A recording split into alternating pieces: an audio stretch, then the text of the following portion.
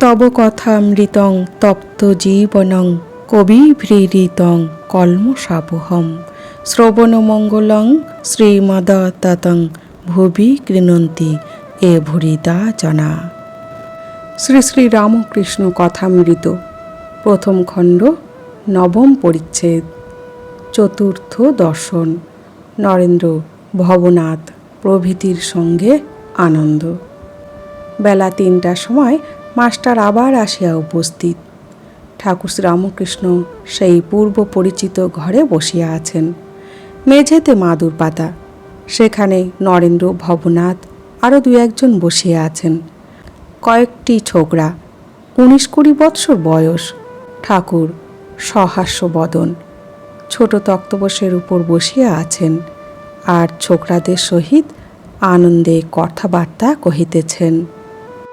তাহলে বলছেন, মাস্টারমশাই ঠাকুরকে দর্শন করতে দক্ষিণেশ্বরে আবার গিয়েছেন। এইবার চতুর্থ দর্শন করছেন ঠাকুরকে।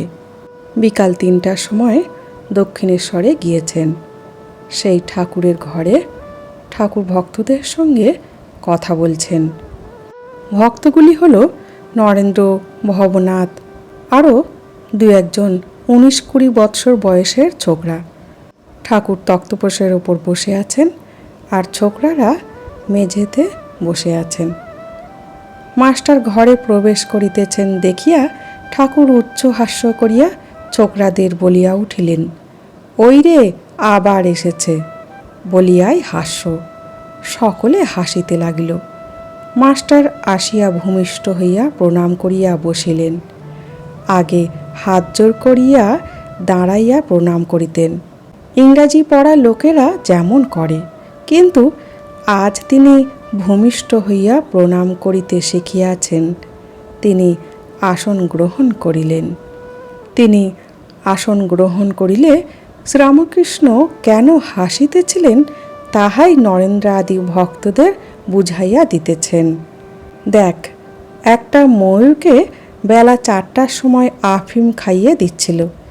তার পরদিন ঠিক ৪টার সময় ময়ূরটা উপস্থিত, আফিমের মৌতাত ধরেছিল, ঠিক সময়ে আফিম খেতে এসেছে। সকলের হাস্য। তাহলে মাস্টার যেই না ঠাকুরের ঘরে প্রবেশ করছেন, ঠাকুর উচ্চহাস্য হেসে বলছেন যে ওই রে আবার এসেছে। সেই শুনে সকলে হাসতে লাগল। ঠাকুর যেন আগে থেকেই জানতেন যে মাস্টারমশাই আসবে। বলছেন, আগে যতবার এসেছেন হাত জোর করিয়া প্রণাম করিতেন, কিন্তু এবার সে ভূমিষ্ঠ হইয়া প্রণাম করছেন। আগে তিনি ইংরাজি পড়া অর্থাৎ উচ্চশিক্ষিত সমাজের মানুষের মতো হাত জোর করে প্রণাম করতেন। এখানে ঠাকুরের কাছে এসে ভূমিষ্ঠ হয়ে প্রণাম করা শিখেছেন, তাই তিনি ভূমিষ্ঠ হয়ে প্রণাম করলেন। এবারে তিনি বলছেন কেন নরেন্দ্র বা অন্যদের সঙ্গে হাসাহাসি করছিলেন।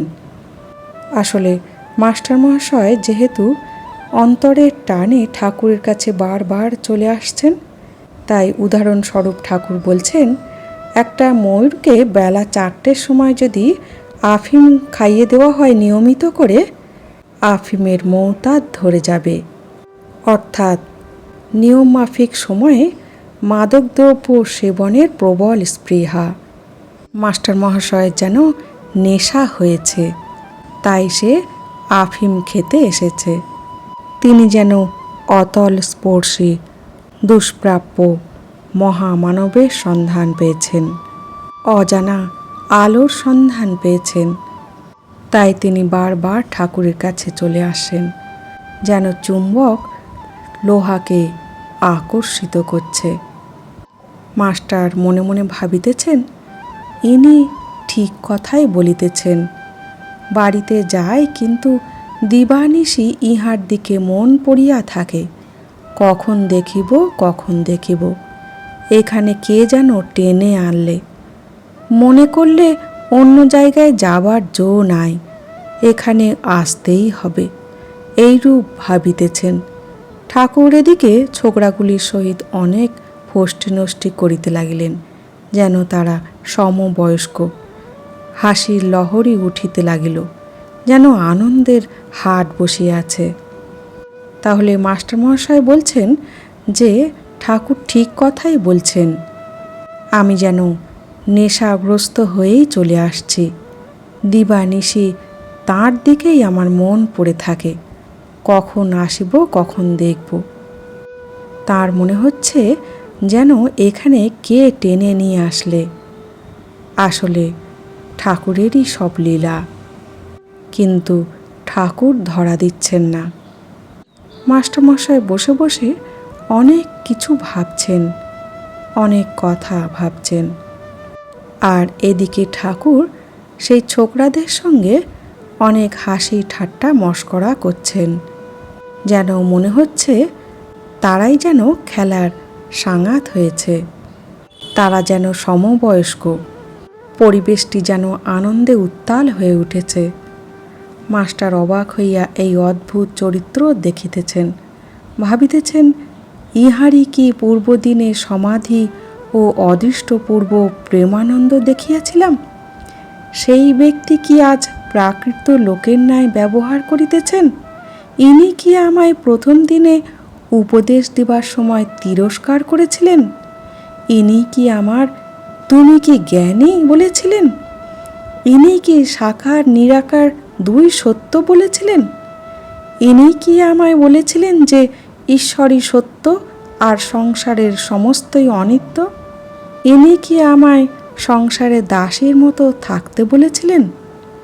মাস্টারমশাই ভাবছেন, ইনি কি সেই মহামানব মুনি ঋষিগণের মতো সমাধিস্থ ছিলেন আর প্রেমানন্দে ভাসমান ছিলেন? মাস্টারমশাই দেখছেন আর চিন্তা করছেন, ভাবছেন তিনি আজ সাধারণ মানুষের মতো ব্যবহার করছেন। মাস্টার একই মানুষের মধ্যে বিভিন্ন রকম সত্তা দেখছেন। তিনি ভেবে বিস্মিত হচ্ছেন, আবার ভাবছেন ইনি কি আমাকে বজ্রকণ্ঠে উপদেশ দিয়েছিলেন? সেই ইনি আমার মনের অন্ধকার দূর করতে বলেছিলেন, তুমি কি জ্ঞানী? মাস্টার মহাশয় ভাবছেন, যার অন্তরে পর্বত সমান জ্ঞান ভাণ্ডার, পূর্ণ আধ্যাত্মিকতার প্রতিমূর্তি যিনি, তার ভিতরে এখন সেই ভাবগুলি খুঁজে পাচ্ছেন না। এ যেন নানা রকম রঙের ফুল দিয়ে গাঁথা এক মালা। তিনি ভাবছেন সেই দেব মানবটি আজ সাধারণ মানব হয়ে ছেলেদের সঙ্গে ঠাট্টা মশকরা করছেন। আগে যে ভাবটি দেখেছেন সেটিও মিথ্যা নয়, আর এখন যে ভাবটি দেখছেন সেটিও মিথ্যা নয়। কখনো উত্তাল সমুদ্রের জল, কখনো শান্ত দিঘির জল। তিনি তার স্বাক্ষর মনের বিচার বুদ্ধি দিয়ে কোনো সিদ্ধান্তেই আসতে পারছেন না, কারণ ঠাকুর যেখানে এবং যার সাথে যেমনটি দরকার ঠিক নিজেকে তেমনি রূপায়িত করছেন। ঠাকুর শ্রীরামকৃষ্ণ আনন্দ করিতেছেন ও মাস্টারকে একবার দেখিতেছেন। দেখিলেন তিনি অবাক হইয়া বসিয়া আছেন। তখন রামলালকে সম্বোধন করিয়া বলিলেন, দেখ, এর উমের বেশি কি না তাই একটু গম্ভীর। এরা এত হাসি খুশি করছে, কিন্তু এ চুপ করে বসে আছে। মাস্টারের বয়স তখন 27 বৎসর হইবে। তাহলে মাস্টার মহাশয় যে অবাক হয়ে বসে আছেন, ঠাকুর তাই বলছেন যে সকলে আনন্দ করছে আর মাস্টার কারোর সাথে কথা বলছে না, চুপ করে বসে আছেন। তাই ঠাকুর বলছেন ওর একটু উমের বেশি কিনা তাই এত গম্ভীর। অর্থাৎ তার মন দ্বিধাগ্রস্ত, সে খোলাখুলি মিশতে চাইছে না। কথা কহিতে কহিতে পরম ভক্ত হনুমানের কথা উঠিল। হনুমানের পট একখানি ঠাকুরের ঘরের দেওয়ালে ছিল। ঠাকুর বলিলেন, দেখো হনুমানের কি ভাব, ধন মান দেহ সুখ কিছুই চায় না, কেবল ভগবানকে চায়।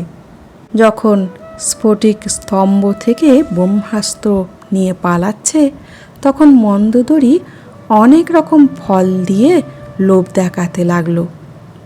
ভাবলে ফলের লোভে নেমে এসে অস্ত্রটা যদি ফেলে দেয়, কিন্তু হনুমান ভুলবার ছেলে নয়। তাহলে ঠাকুর এবার ভক্ত কেমন হতে হয় সেই প্রসঙ্গ তুলছেন। ঠাকুরের ঘরের দেওয়ালে একখানি হনুমানের ছবি ছিল। সেই ছবিখানি দেখিয়ে বলছেন যে দেখো হনুমানের কেমন ভাব।